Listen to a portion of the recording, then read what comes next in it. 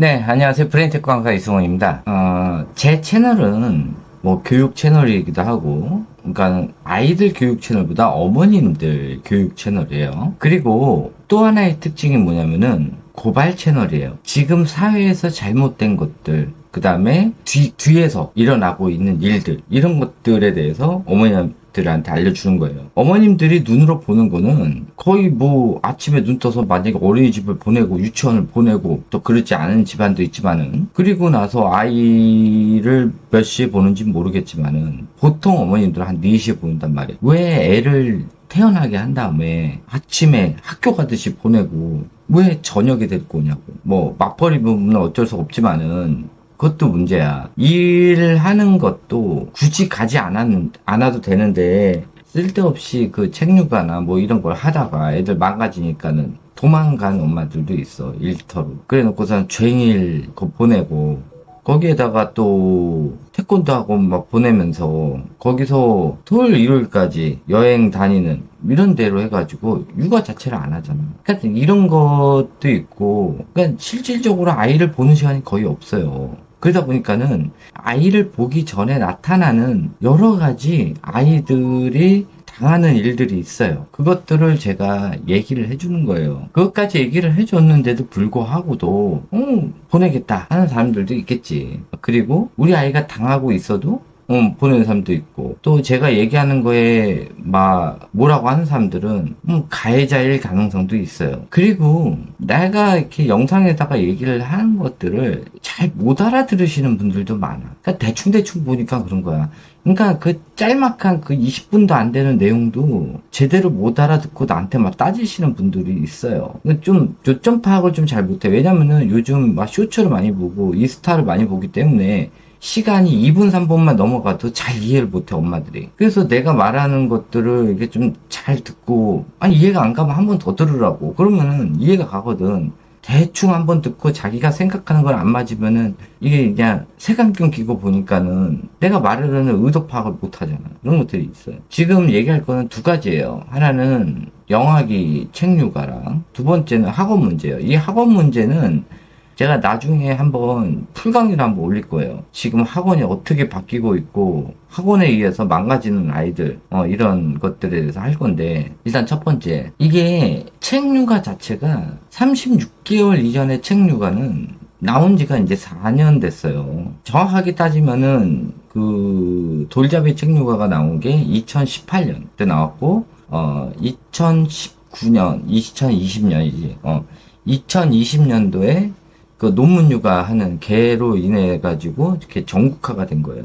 그러니까 2018년 이전에는 36개월 이상 보통 책 육아를 했고, 그때까지만 해도 책이 너무 비싸가지고 이렇게 많지가 않았어요. 근데 2020년 그 논문 육아하는 걔 때문에 책이 이게 광범위하게 퍼진 거야. 돌잡이 책 육아가.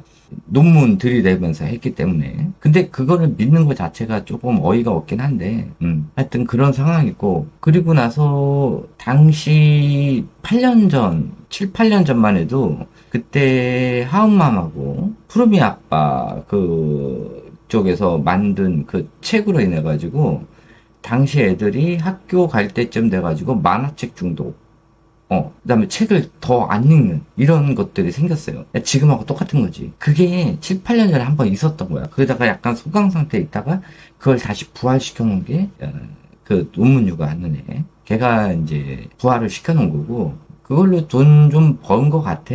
그래가지고 그걸로 해가지고 많은 인스타가 파생된 거야. 근데 이제 자기의 이익에 맞게 파생이 됐기 때문에 이제 뭐 별의별 것들이 다 생기게 된 거지. 근데 그거의 원초적인 내용은 그 논문 육아에서 그 걔가 소개를 해줬던 게 그게 원초인 거야. 대체적으로 아이들이 책을 읽으면은 머리가 똑똑해진다. 그 다음에 36개월 이전에 아이의 뇌가 완성된다. 그 다음에 책을 많이 읽으면 머리가 똑똑해진다. 이게 다 나이대마다 다 다른 거거든. 이걸 하나를 짬뽕시켜서 영화기에 집어넣어버린 거야. 완전히 다른 내용이거든. 이것들을 확인도 안 해놓고 그냥 짬뽕시켜서 새로운 게 돼버린 거야. 이게 다 말이 안 되는 내용이거든. 상식적으로 생각을 해봐. 말을 못 배웠는데 책을 읽어주면서 계속 떠든다. 아이가 도대체 어떻게 들릴까, 그게? 얘네들이 처음부터 태어나면서 한국어라는 걸 알고 태어날까? 그건 아니야. 언어를 배우는 능력은 갖고 태어났는데, 보통 24개월까지 알아들을 수 있는 단어가 15단어 이네요. 그런데 거기다 대고 책을 읽어준다고? 말이 안 되는 거야. 간단하게 생각해. 너무 어렵게 생각하지 마. 뭐, 어렸을 때 책 요구를 해야 되나 말아야 되나 그런 걱정하지 말고 상식적으로 생각을 해봐. 어머님이 한국 사람이야. 외국어를 전혀 못한단 말이야. 근데 머리밭에서, 그러니까 근처에서, 놀러 갔어. 자, 외국을 놀러 갔는데, 외국은 전혀 못하는데 외국을 놀러 갔어. 근데 중국을 놀러 갔단 말이야. 어떻게 하다 보니까는 주변에 중국인들한테 쌓였는데 2시간 동안 쉬지도 않고 그 큰 소리로 계속 쉬지도 않고 한 대여섯 명 계속 떠든단 말이야. 어떨 것 같아? 알아듣지도 못하는 말을 계속 떠들어대는 거야. 2시간 동안. 미쳐버려요. 이걸 계속 듣다 보면은 얘가 그 사람이 중국말을 해? 어머님이 중국말을 하냐고. 아니잖아. 아이들도 똑같단 말이야. 아이들도 맨 처음에 언어를 들을 때 의식주에서 어차피 주는 자기 집이 있으니까 그거는 상관없고 애가 나갈 일도 거의 없고 거의 누워있는데 12개월 거의 누워있잖아. 8개월 넘어 기어다니고 옷 다 벗어도 상관없잖아. 상관이 없어. 그러면 식이야. 사람은 태어나면은 사람뿐만 아니라 모든 동물이 마찬가지야. 먹는 거. 그래서 먹기 위해서 누군가를 불러야 돼. 그게 엄마일 수도 있고 아빠일 수도 있어. 그럼 뭐 누구 호칭 상관없어. 엄마가 계속 엄마 하니까 아빠를 보고도 엄마라고 하는 거야. 그렇게 하고 누군가를 불러야 되니까. 그리고 나서 그 다음에 배우는 게 손가락질 뭐 한던지 뭐 하던지 하는데 이제 애는 처음에 말을 못하니까 울어댄단 말이야. 그래서 우는 거, 짜증내는 거, 오줌 쌌을 때 이런 게 이제 데시벨이 좀 다 틀리단 말이야. 어쨌든 그렇게 해가지고 울음으로 먼저 표현을 하고 그 다음에 이제 아이한테 이제 먹을 거 주면서 까까라고 하든 맘마라고 하든 뭐 쭈쭈라고 하든 뭐 이런 식으로 말을 가르친단 말이야. 그래서 보통 먹는 거를 먼저 가르친단 말이야. 딱 그 정도야. 그러니까 얘가 알아듣는 단어는 먹는 거 왜 알아듣지도 못하는데 거기다 대고 책을 계속 읽어준다? 그럼 얘한테는 그냥 중국인들이 막 겁나 떠든다고 생각하는 거야. 미쳐버려요. 그 짓거리를 하고 애를 키우니 그냥 애들이 24개월이 지났는데도 애들이 정상이 아닌 거야. 그 와중에 남자애들은 알아듣는 단어 수도 적은데 말도 잘 못하는데 거기다 대고 또 책 육아하고 또 먹을 거는 말도 안 했는데 다 챙겨주고 그러니까 단체로 언어 장애가 생기고 있는 거야 지금. 이런 것들이 책 문화가 나오고 나서부터 생긴 문화예요. 이게 4년 됐어요. 2018년, 19년까지도 애들 언어 장애가 극히 드문 현상 중에 하나거든. 근데 이 책육아가 등장하고 2020년도에 책육아가 등장하고 2022년부터 단체로 생긴 게 애들 아스퍼거 증후군, 언어 장애. 이게 진짜 막 폭발적으로 터지기 시작했어. 이게 다 책육아 때문에 그래요. 특히 남자애들 중심으로 이런 문제가 터지고 거기에다가 그 여자가 바이링구얼이라는 책을 내가지고 그거 하는 바람에 애들이 언어까지 더 악화가 돼버렸어. 심한 아이들, 학군지 같은 경우는 한국말을 못하는 지경까지 이루어졌지. 그게 된 거예요. 영화 시기에 애 머리맡에서 책 읽는 것들, 애들 무릎에 앉혀놓고 책 읽는 거 계속 간혹 가다가 그렇게 해가지고 되는 아이가 있어. 되면 뭐해. 의미 없어 나중에. 야 아스퍼거 증후군 걸려. 대도 안 되는 애들은 언어 장애가 걸려요. 둘 중에 하나야 무조건. 책 육아는 하게 되면은 아이가 내성적이 되든지 아스퍼거 증후군이 걸린다든지 아니면 언어 장애가 걸려. 그리고 책을 피해서 도망다니는 애들은 한량이 돼. 딱. 요 네 가지 중에 하나야. 이 책 육아라는 거 자체 태어났을 때 책장 깔아놓고 책을 딱 깔아놓는 순간 수천만 가지의 육아 스타일이 있는데 책을 깔아놓는 순간 육아 스타일이 한 10가지 정도로 줄어들어 버려요. 그러니까 수천만 가지의 육아 스타일을 할 수가 있는데 그게 한 10가지로 줄어들어 버리는 거야. 그러니까는 요즘 우리나라 아이들이 나타나는 증상이 다 똑같아. 내가 다 외울 정도였으니까. 저는 원래 36개월 이전에 상담을 안 해요.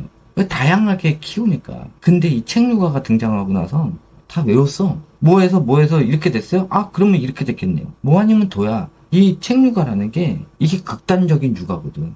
내가 극단적이 아니라 어머님들이 극단적인 육아를 했기 때문에 내가 극단적 솔루션을 주는 거야.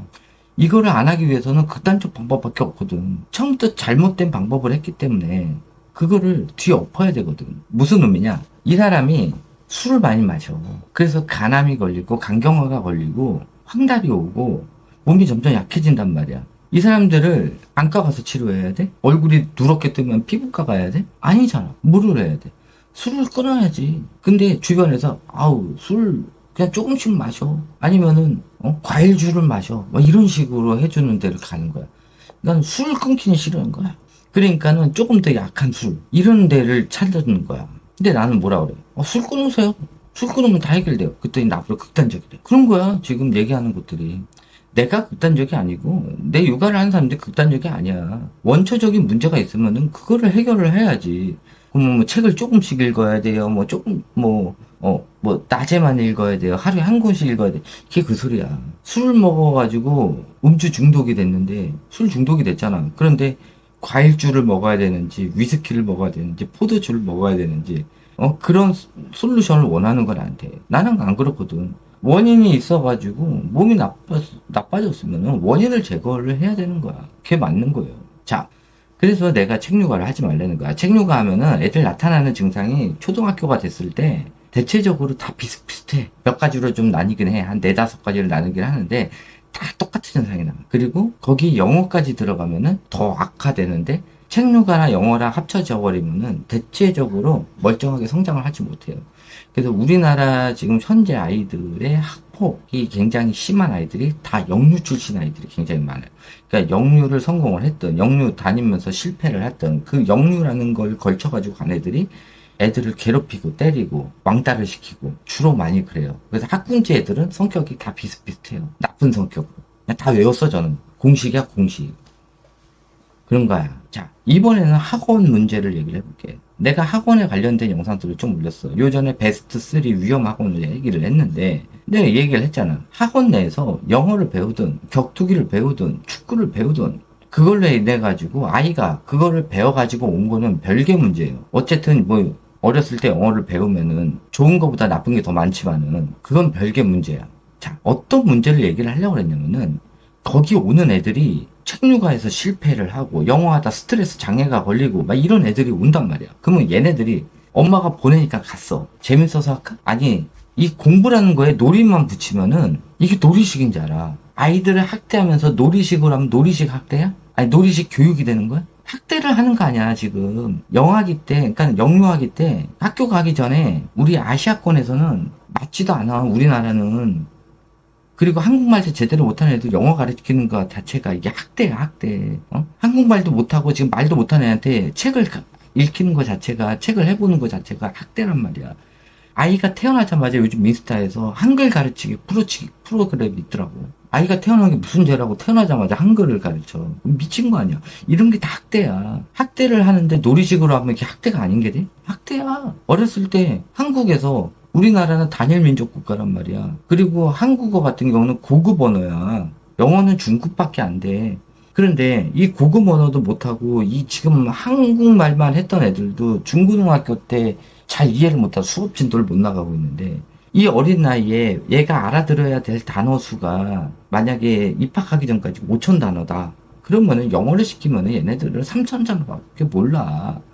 그러니까 학교 가서 문제가 생기고 문해력이 떨어지는 거야. 책을 읽혀서 그 문해력이 해결되는 게 아니야. 책을 어렸을 때 읽히면요, 문제가 뭐냐면 아이가 문장 뜻을 모르고 계속 넘어간단 말이야. 근데 이게 초등학교 5학년만 넘으면 선생님들 지적질을 한단 말이야. 너 이거 무슨 단어인지 알고 있는 거야? 그러면 몰라요 그래. 이게 다 책로가 있던 애들이야. 모르는데 막 넘어간 거. 뭔 뜻인지 모르고 세 줄 넘어가는데도 읽은 내용을 애들이 몰라. 책류가를 하면은 모르는 내용이 있어도 막 넘어가요. 전체적인 뭐 책을 한 권 읽으면 파악은 하겠지. 그런데 문제가 뭐냐면은 문장을 조그맣게 달락달락 나눠 놓으면은 해석이 안 되는 거야. 이게 책류가의 최종 단점이야. 그러니까 책류가를 많이 하면 많이 할수록 문해력이 작살이 나는 거야. 수용 언어도 떨어지고 화용 언어도 떨어지고 그러니까 애들이 아스퍼거 증후군이 걸리게 되는 거지. 자, 어쨌든 학원 내에서 이런 것들을 겪어가면서 애들이 스트레스 장애가 걸려서 온 애들이 있어요. 이 애들이 다른 애들을 괴롭혀. 근데 내가 아까 초창기에도 얘기했잖아. 어머니는 보는 아이를 다 끝나고 오는 애들만 본다고. 그러니까는 그 엄마를 보기 전에 애가 무슨 일을 하는지 몰라. 얘가 괴롭힘을 당해도 엄마가 물어보지 않고 얘는 괴롭힘 당하는 게 적응이 돼 있잖아. 그러면은 엄마는 언제 아는지 알아? 2년 후에 알아요. 계속 괴롭힘을 당했는지. 아니면은 그 반대 케이스지. 2년 동안 다른 애를 괴롭힌 거야. 이 아이가. 근데 보통 가해자급 아이들의 부모 같은 경우는 그런 걸 개의치 않아요. 자기 애가 누구를 괴롭히는 거예요. 왜냐? 자기 애가 그렇고 본인도 그 정도로 생각하는 거지. 자, 어떤 의미냐면은 엄마가 5개를 훔쳐. 훔치는 거 자체가 잘못된 거 아니야. 엄마가 5개를 훔치면은 아이가 3개를 훔치잖아. 그러면 별거 아니라고 생각하는 거야. 그러다가 이 엄마한테 주라는 얘기가 뭐냐면은 다 그런 거 아니에요. 뭐 안 그런데요? 그러는 건 뭐냐면은 5개 이상 훔치는 애들이 별로 없다는 소리야. 근데 내가 말하는 거에 이렇게 공감 능력이 없는 엄마들 같은 경우는 문제가 뭐냐면은 자기 아이가 가해자일 가능성이 되게 많아요. 그러니까 공감을 못 하는 거야. 그 학원에 올리면은 그 종사자분들도 있어요. 근데 이게 문제가 뭐냐면은 나는 아니야. 우리는 아니야 라고 생각하지만 그게 아니야. 거기서는 안 그러지만은 요거 끝나자마자부터 애들이 하나 찍은 애들을 그 다음에 괴롭혀요. 그러면은 우리 학원에서 아무 일 안 일어나는데요. 학원이 아지트가 되는 거야. 근데 선생님이 보고 있으니까 안 하고 있다가 끝나고 나서 그러니까 어떻게 보면은 이 애를 가해할 그러니까 피해자 아이를 계속 가해자들이 쫓아다니는 거야. 이 학원 저 학원 쫓아다니는 거야. 얘 놓칠까봐. 그런 거야. 근데 선생님들 알아요. 누가 가해자인지. 그런데 왜 내가 말하는 거에 공감 못하는지 알아? 선생님 입장에서는 10명 중에 그냥 2명이 그런다라고 생각하는 거야. 10명 중에 1명이 그런다고 생각하는 거야. 근데 이런 가해자 애들을 잘릴까? 아니야. 한 명을 유치하기 위해서 겁나게 노력을 해야 되거든. 어떻게 하면 돼? 가해자 애들을 살짝 좀 자중시키고 피해자 애들을 다독이면 돼. 이런 식이야. 어린이집 유치원도 이런 식이고. 그러면 아무도 그만두지 않거든. 선생님들 입장에서는 얘네들은 피해자애가 2명밖에 없어요. 1명밖에 없어요. 가해자애가 2명밖에 없어요. 라고 얘기하지만은 이 괴롭힘 당하는 아이들의 부모, 한 가족이 이 어려운 육아를 하기 위해서 일까지 그만둔 엄마들이 있고 거기에 올인하는 엄마들도 있단 말이야. 선생님 입장에서는 그냥 한 명 한 명이지만은 이 한 명 한 명 아이들의 가족들은 어떻겠어? 이 하나의 육아를 하기 위해서 사실성이 나는 엄마들도 있단 말이야. 그렇게 생각하면 안 돼. 학교 선생님들도 마찬가지고. 선생이면은 문제가 되는 애들이 뭐 우리 반에는 그래도 2명밖에 없다라고 생각하면 안 돼. 걔로 인해 가지고 당하는 애들이 최소 2명이 넘는다 그래. 그러면 그 집안은 그 아이의 가족은 그 가정은 어떻게 할 건데? 지금 제 거 육아를 하는 집안들 중에서 제대로 하는 집안들은 엄마들이 400만 원, 500만 원 이상도 벌었는데 일까지 포기해가면서 가정보육하는 엄마들이 있어. 그걸 하기 위해서 막 애들하고 엄청나게 막 돌아다니고 체험학습하고 막 별의별 짓을 다 하고 만들기 그리기 하는데 애랑 그냥 막 3시간, 4시간씩 붙잡아가지고 그냥 중일을 한단 말이야.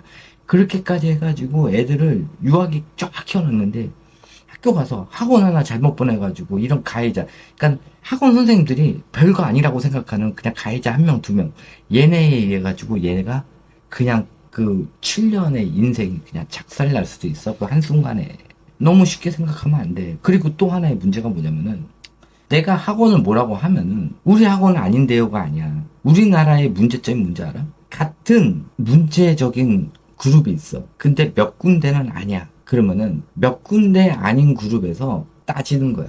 다 그런 건 아니라고. 근데 연대 책임이라는 게 있거든. A라는 학원에서 A라는 학원 종류가 있어. 요즘 영어 문제 내니까 이제 영어 학원을 따지자. 자, 영어 학원에서도 문제가 되는 학원이 있어. 어디는 놀이식이고 어디는 학습식이야. 어디는 그냥만 하는 데야. 근데 어쨌든 간에 애들이 문제가 많이 터지는 학원들이 있단 말이야. 그러면은 우리는 안 터졌는데 하면서 나한테 따지는 거지. 그게 아니야. 문제가 터지는 학원이 있으면은 같은 종류의 학원끼리 연합해서 그 문제가 터지는 학원들을 제지를 해야 돼. 같은 동종 업계라고 싸우질 않는 거야. 그래 놓고서는 그거를 비판하는 사람한테 와서 따져. 그리고 그거를 따지는 학원들 전부 다 이 가해자 학원들도 자기네는 아니라고 우겨대는 거야. 답답한 게 나한테 이런 댓글을 쓰기 전에 밑에 댓글들이 있잖아. 그거를 읽어봐. 내가 말하는 게 구란지 거짓말인지 뭐 사실인지 피해 사례가 쭉쭉쭉 오고 있는데 나한테 막 뭐라고 하는 거야. 우리는 아니라고. 근데 이 가해자 그룹의 학원들도 다 자기네는 아니라고 그래. 학원 내에서는 안 일어난다 이거야. 근데 그러면 그 학원을 아지트로 써가지고 밖에서 문제되는 아이들, 얘네들은 도대체 어디서 책임을 지는 거야? 자, A라는 학원이 이런 가해자애들이 많이 보이는 학원이야. 근데 선생님이 있으니까, 학원 선생님이 있으니까 거기서는 자중을 하고 있어. 그러니까 다시 말해서 이 피해자의 아이를 감시하기 위해서 따라온 거야. 분명히 문제가 되거든? 그럼 선생님이 얘네들을 다 쳐내야 되는데 안 쳐내. 알면서도 안 쳐내는 거야. 그리고 나서 얘네들이 그 다음 학원 가는 그 사이에 얘네들을 괴롭히거든. 그러니까 학원과 학원 사이에 공백이 생기는, 여때 애들이 이때 문제가 터지는 거야. 학교에서는 끝났으니까 방과후 활동 막 이런 데 학원 학교에서 보내지 말라는데 엄마들이 보냈잖아. 학원 내에서는 지나가는 아지트를 거야. 그러면 학원 생활과 집에 오는 사이에 벌어지는 이 일들 누가 책임일까 과연? 학원 내에서도 얘네들이 가해자인지 아는데도 그거를 묵인하고, 이 애가 가해자인지 아닌지도 구분을 못할 정도의 학원 선생이면은 접어야지. 알면서 묵인하면은 쓰레기지. 돈 때문에 아이들을 다 그냥 돈으로 보는 거지. 그러니까 내가 승질을 내는 거야. 그리고 A라는 학원 종류에서 문제가 생겼으면은 그 선생님들이 같은 동정업계 사람들을 공격을 해서 그러지 못하게 해야 되는데 절대 안 그래. 왜? 당할까봐. 그래 놓고서는 비판하는 나한테 지랄한단 말이야.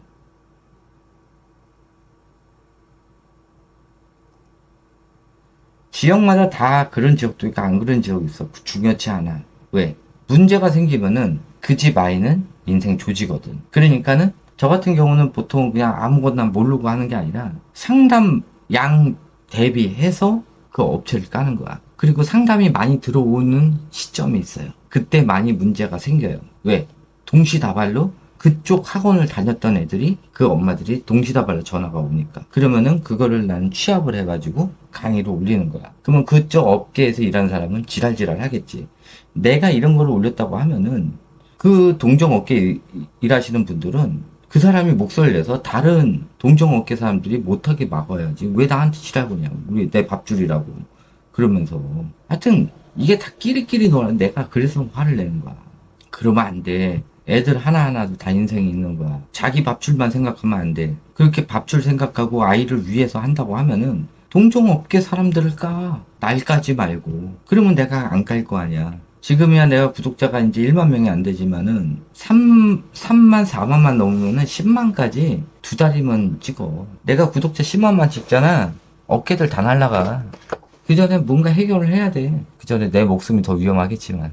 어쨌든, 내 거 들을 때, 뭔가 이렇게 좀 생각하면 들어야지. 색안경 끼고 듣지 말고, 자기가 듣고 싶은 것만 듣지만. 그러면은, 나중 돼서 후회해요. 그리고 내가 얘기하는 것들은, 내년에 터질 문제들을 미리 얘기해 주는 거야. 왜냐? 지금 엄마들이 미치는 속도가 LTE 속도거든. 그러니까는, 내년 되면은 전국화 돼 있을 거야. 그리고 뉴스에 나와요. 내가 미래에 일어날 일들이 좀 있는데 그건 내가 나중에 한번 강의 한번 잡아서 올려드리도록 할게요. 하여튼 제가 전달할 말씀은 여기까지예요. 자, 여기서 끝마치도록 하겠습니다. 네, 감사합니다.